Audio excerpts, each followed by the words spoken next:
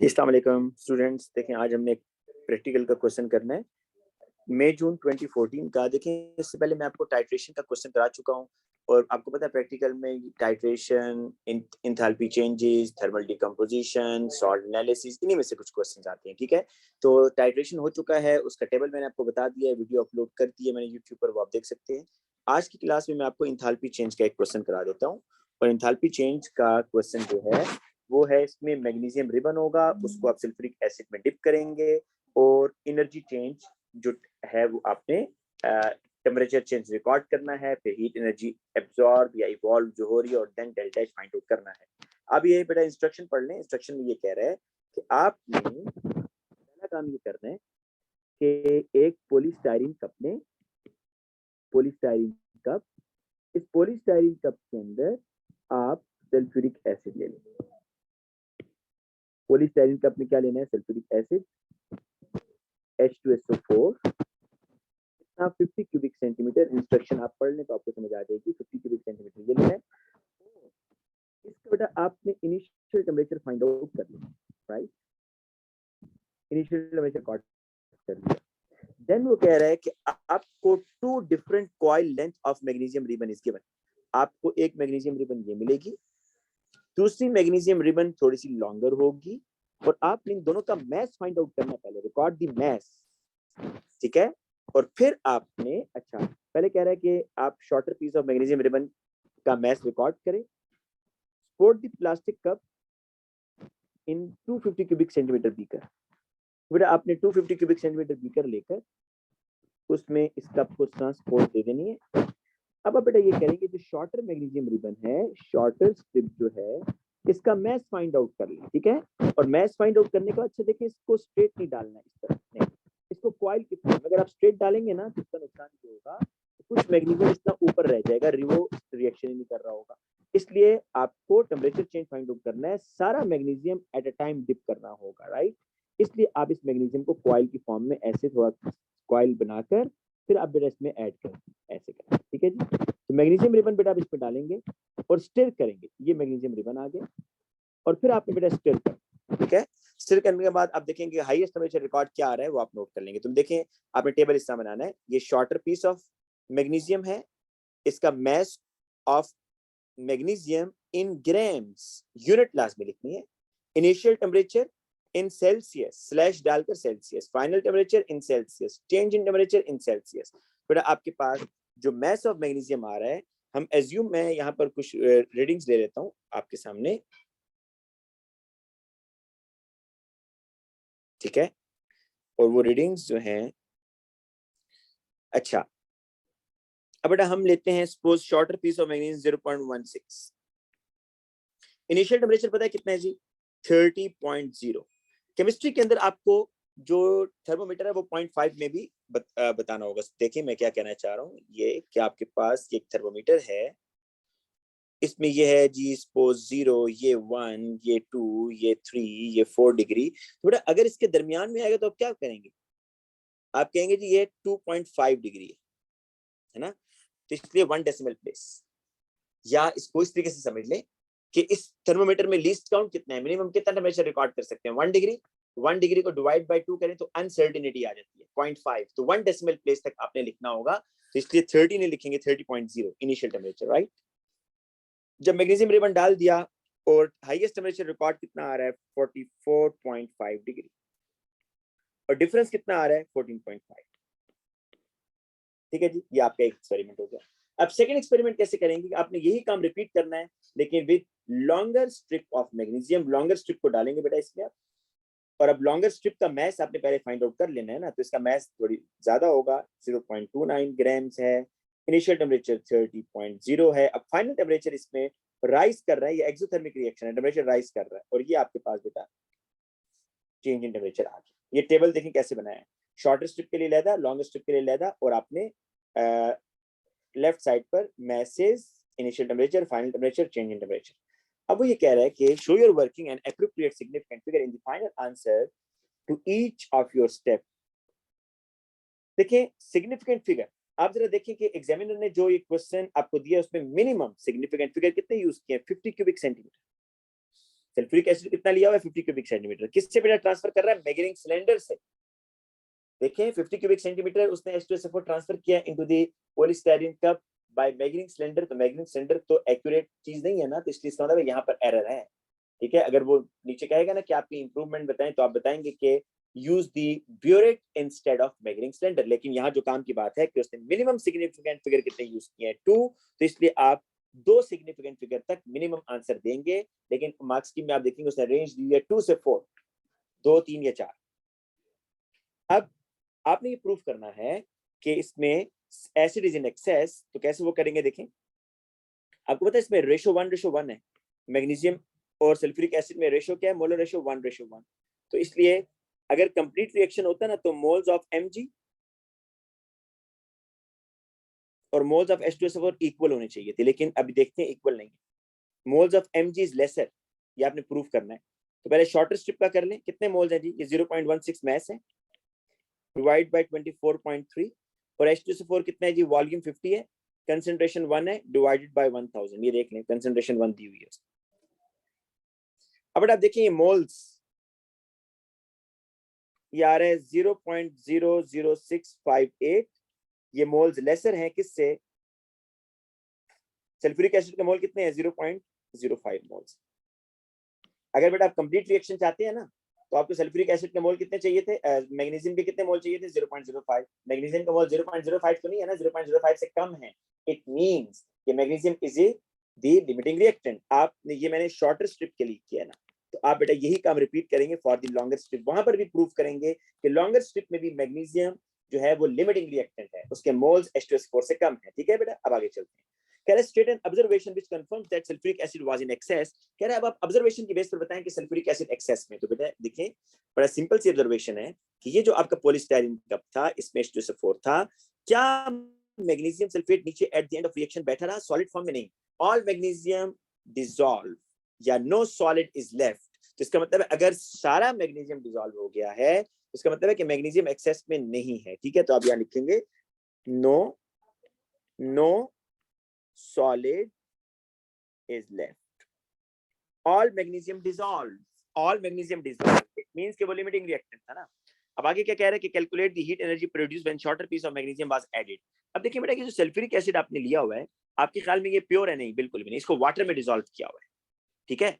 और जो आपने बेटा यहाँ पर थर्मोमीटर लगा के टेम्परेचर फाइंड आउट किया था ना, वो जो टेम्परेचर था वो बेसिकली किसका था, वाटर का था, क्योंकि वाटर के अंदर आपने सल्फ्यूरिक एसिड डाला हुआ है और फिर मैग्नीशियम का रिएक्शन हो रहा है। और जब Mg और H2SO4 का रिएक्शन हो रहा है और जो हीट एनर्जी रिलीज हो रही है वो कौन एब्जॉर्ब कर रहा है, वो वाटर एब्जॉर्ब कर रहा है। वाटर इज द सराउंडिंग, इसलिए यहाँ पर M क्या होगा। अब आपने क्या करना है, हीट एनर्जी निकालनी है। हीट एनर्जी का क्या सिंबल होता है, Q is equal to MC delta T। तो यहाँ पर Q तो हीट एनर्जी है, M क्या होगा, mass of water.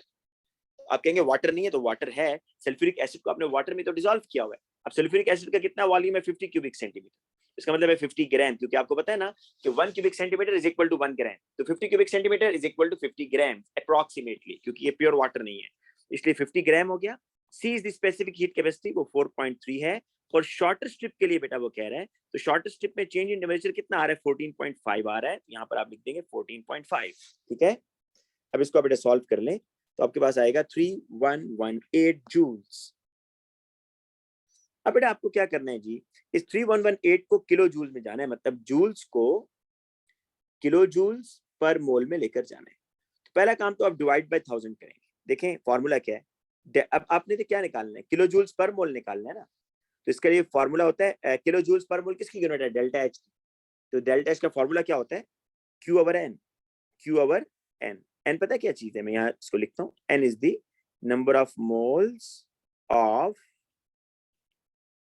Limiting reactant. N क्या है जी, number of moles of limiting reactant है। तो अब जरा देखें क्यू क्या आ रहा है 3118, 3118। N is the number of moles of limiting reactant, किसके मोल है जी, magnesium is the limiting reactant, तो 0.00658। क्योंकि देखें सल्फ्यूरिक एसिड तो अनरिएक्टेड रह गया ना, उसके मोल तो नहीं डालेंगे ना, जो आपका लिमिटिंग रिएक्टेंट है उसके मोल डालेंगे। तो ये आएगा बेटा आपके पास पहले 3118 डिवाइडेड बाय 0.00658, ये आ रहा है देखें 473860। जूल्स पर मोलार, अभी किलो जूल्स में जाना है तो डिवाइडेड बाय 1000 कर दो, 474। तो ये माइनस में क्यों आ रहा है भाई? माइनस में क्यों लगा रहा हूँ? एक्सोथर्मिक रिएक्शन है। कैसे पता चला? देखें, टेम्परेचर राइज जो हो रहा है, टेम्परेचर क्या हो रहा है 30 से 44.5, एक्सोथर्मिक रिएक्शन है, टेम्परेचर राइज हो रहा है, तो इसलिए बेटा ये आपका किलो जूल्स पर मोल। सेम काम आपने करना है for the longer piece of magnesium ribbon. Longer piece के लिए क्या करेंगे बेटा? इसके मोल निकाल लेंगे, ठीक है। अब ये रेशियो मेथड से भी कर सकते थे, मैं चले अगला रेशियो मेथड से करा देता हूँ, ये फॉर्मूला नहीं लगाता, अगला रेशियो मेथड से, हालांकि काम वही करना है। लॉन्गर स्ट्रिप में क्या होगा जी? वही Q is equal to m c delta T.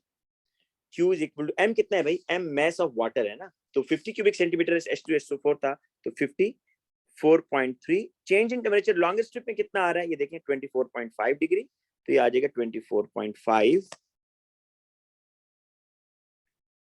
50 times 4.3 times 24.5, 5268।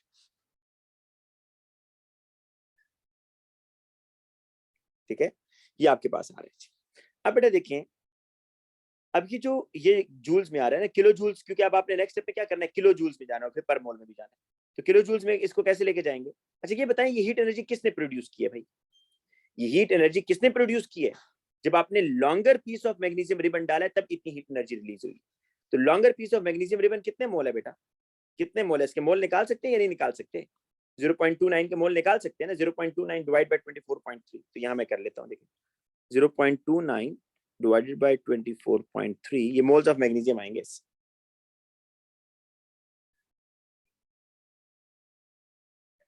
0.29 divided by 24.3, ये आ रहा है बेटा 0.0119 मोल्स ऑफ Mg।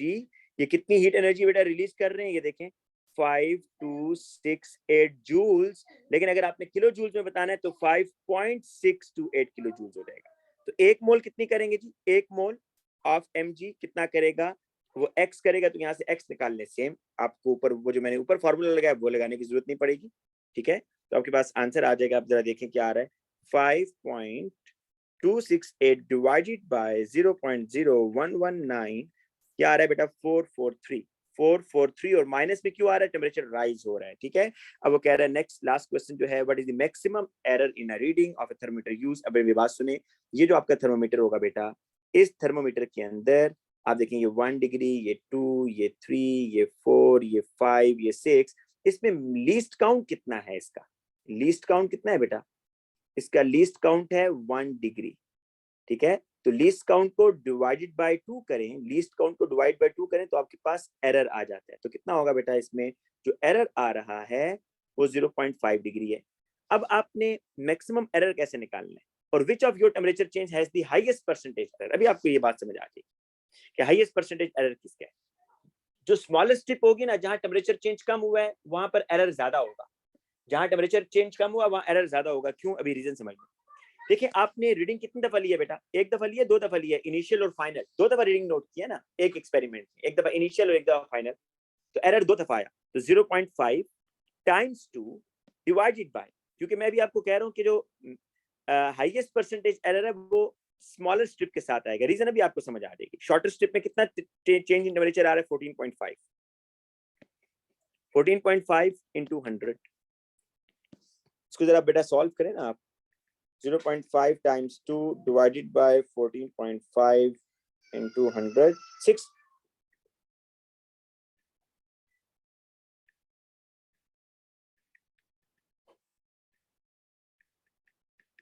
6.89। अब मेरी बात सुनिए, अब मैंने लिया शॉर्टर स्ट्रिप ना, मैंने क्या ली थी बेटा? Shorter strip of Mg।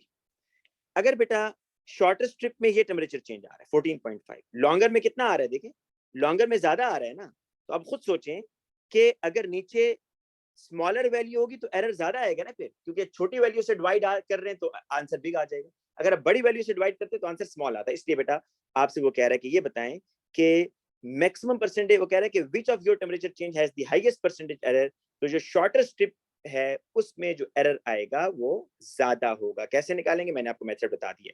Last part है कह रहा है apart from the error due to heat loss. देखिए हीट लॉस तो हो रही है क्योंकि आपने उस प्लास्टिक कप के ऊपर लिड तो नहीं लगाया ना, तो हीट लॉस तो हो रही है। कह रहा है लेकिन suggest another significant source of error in the experiment. आपको मैंने स्टार्ट में बता दिया था कि आपने वॉल्यूम जो H2SO4 का यूज किया वो मेजरिंग सिलेंडर से किया है, तो अगर आप वो ब्यूरेट से करते तो वो आपका एरर इंप्रूव हो सकता था।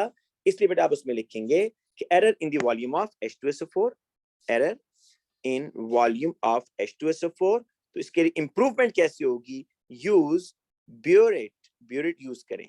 या मैं आपको एक ज़बानी बता देता हूँ एरर क्या हो सकता है कि बेटा आप का जो मैग्नीशियम है उसके ऊपर क्रोजन हो सकती है, तो यूज दी सैंड पेपर। क्या यूज करेंगे आप लोग, सैंड पेपर यूज करेंगे, ठीक है बेटा। कल की क्लास में, मंडे को क्लास होगी, कल मैं एमसीक्यूज कराऊंगा इंशाल्लाह इसी टाइम पर। मंडे को जो क्लास होगी उसमें मैं आपको एक और एक्सपेरिमेंट करा दूंगा थर्मल डिकम्पोजिशन का और सॉल्ट एनालिसिस का, ठीक है, ताकि आपके प्रैक्टिकल के जितनी पॉसिबिलिटीज सारी पूरी हो जाए।